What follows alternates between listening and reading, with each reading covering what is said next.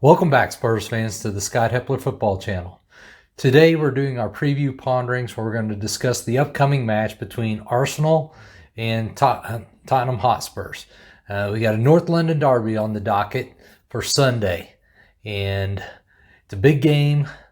Both teams are kind of moving in opposite directions right now within the Premier League, so this is huge for both teams, not just the Spurs. I want you to ponder upon this. Do the past two matches between Chelsea in the Premier League and Wolves in the Carabao Cup give you any hope for the offense? Because up to this point, the Spurs have only scored 3 goals in the entire season, and the offense has looked a little inept, to say it. So does that give you any optimism with what we've seen in the Chelsea match in the first half? Of course, the second half wasn't great, but in the first half, and then what we were doing specifically in the first half, and then tried to kind of kick it into gear after it got away from us there in the second half against the Wolves in the Carabao Cup. Just think about that, and let me know if you want in the comments. So when we look at both teams, we'll start off with the Spurs. Spurs are sitting in 7th with 9 points, have a goal differential of -9. So we've given up 6 goals in our last 2 Premier League matches, which is pretty bad. And then you look at Arsenal, they're sitting there at 13th. Now, it wasn't that long ago, they were at the very bottom of the barrel. They were in last place in the Premier League, hadn't scored a goal or anything. So they were really struggling to start off this season. But they're sitting there with 6 points at 13th place. Goal differential of -7. As I said, big match for both teams. If Arsenal wins and they get, and the goal differential's at least 4 points, they can get up there and tie with Spurs, probably actually push us out of 7th place. They'll move up ahead of us. So this also, some bragging rights here within this match. It's a derby match. There's just everything. Everything gets thrown into this one. So when we're looking at this match, for me, some of the key things that we're going to look at is the midfield, specifically for Tottenham and Arsenal. So for Tottenham, in my mind, we've got to have a strong midfield. And that means that we can't go soft. We can't have weak players out there. We're probably going to need Skip and Højbjerg in a double pivot. I expect Nuno to keep running the same kind of formation he has the last few matches, sort of a 4-3-3 or modified 4-3-3. That's what I expect out of this match. The lineup is going to be key in who he actually uses, who's available. He's been using quite a few frontline players the past few matches because we need results. We need to get something. And so, having to use some of our best players for a midweek match in a Carabao Cup, are they really available? Do we have the ability? And we still have some injury issues within the team. So we'll talk about that here in a minute. But, we're kind of thin, especially in that midfield. And for me, I think it's going to be a key component to whether we're successful in getting anything out of this match, let alone push for a win. And that to me means that we're going to need someone that can link up, probably someone like an Ndombele. I think that he's probably going to be starting this match. He started the last 2 matches against Wolves and Chelsea.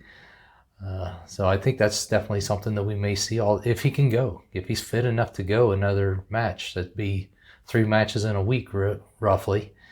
And, he's not always been the most fit person and the one with the greatest endurance. So can he get back out there and give us a good 60 minutes at least, 65 minutes? And then, the lineup's key for me. I think we need to be solid. I know when you look at Arsenal, they've only scored 2 goals so far this season, which is tied for fewest in the entire Premier League. So their 2 goals, which has been their 2 last matches, 1-0 wins in each, doesn't say that they're really figured out the offensive situation for themselves yet. But that doesn't mean that we can be lax. And so I think that the lineup, the midfield are going to be huge keys for us. And same with Arsenal. Their midfield's going to be key for them. They have a lot of young guys, a lot of young talent in that midfield with Odegaard and Smith Rowe. They have the potential for a solid midfield. It's just, are they able to do it? Are they able to do it consistently? Can they match up against our players and outplay our midfielders? In the last time that we played against Arsenal, Ndombele got schooled completely by the Arsenal midfield. I mean, Ndombele was wholly ineffective, and we can't have him do that. He's got to step up. If he's going to be in this match, if he's going to start, he's got to step up and be a presence in that midfield for us. And we can't allow their midfield to dictate things. That's when we're going to get in trouble, in my opinion. So when we look at the past recent matches between these two teams in the Premier League, if we go back the last 5 matches between these two teams, Spurs have won 2, drawn 2, and lost 1. And then when we look at the last 10, Spurs have won 4, drawn 3, lost 3. So it's very, tight. There's no lopsided winner to one side or the other. Something to take note, this match is being played at Arsenal's home stadium, so they'll have their home fans. And within our last 5 matches at Arsenal in the Premier League, we have not won. We haven't lost them all, but we haven't won either. So their wins against us in the last 10 matches have all come at home. And so they always play us real tough at home. Usually the scores are not very lopsided to either side, even when there's a win. They're usually 1 point differing between the two teams. So expect a tight match. I mean, it's going to be ruckus, and they're going to be flying around, and it's a rivalry match. It's huge. It's a derby. You're gonna get hopefully a little more energy than you usually do out of the players. And I know last season we had an instance where our boys just fell flat on their face for the derby and didn't even look like they showed up to play. But this is a new season. Hopefully things are moving in the positive direction, and we'll put out a better showing for this one. I mean, if you take and look at the Chelsea derby that we just had, we've had a good first half. And if we can take that same thing that we did against Chelsea and Wolves in the first half and then just expound upon it and do it for 90 minutes, I think we have a good opportunity here. It's just, the Spurs are really a Jekyll and Hyde team, and it's not match to match. It can be from half to half, how Jekyll and Hyde they can be. But it's definitely a lot of opportunity, but a lot of variables here that just you can't put numbers and the stats to. But when we look at Spurs in their last 5 Premier League matches, we've won 3, lost 2.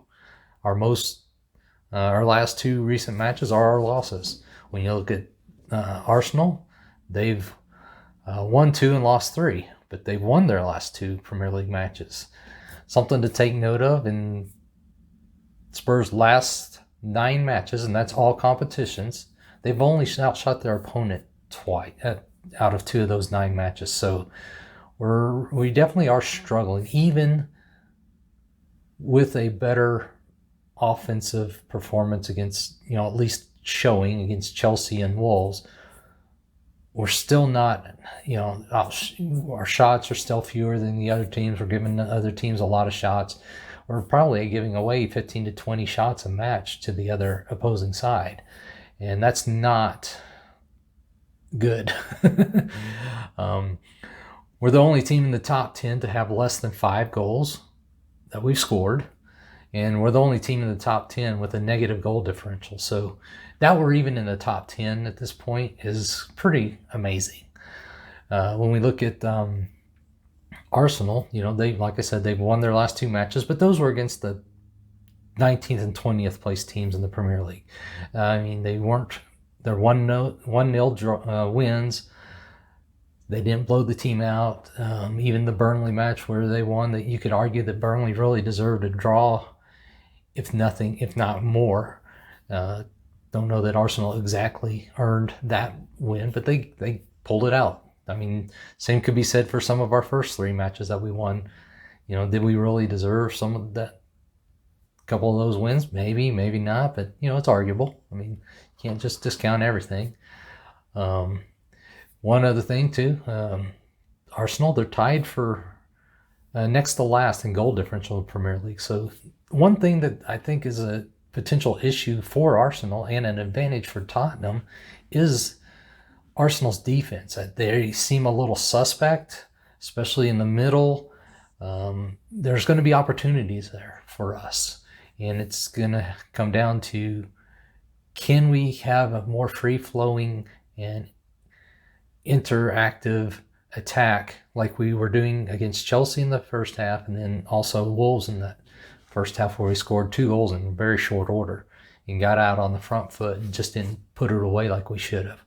But things look like they're moving in the right direction, but can we do that? Can we continue to do that? And can we take advantage of what's an apparent weakness for Arsenal, which is that back line, especially in that center? I think we have a better defense as far as defensively. Now, you could argue their wingers are a little better getting forward, but keeping goals out is what the back line's first and foremost job is. So if you had to have one or the other, I'd rather have our guys at this point with the way they've been giving up goals.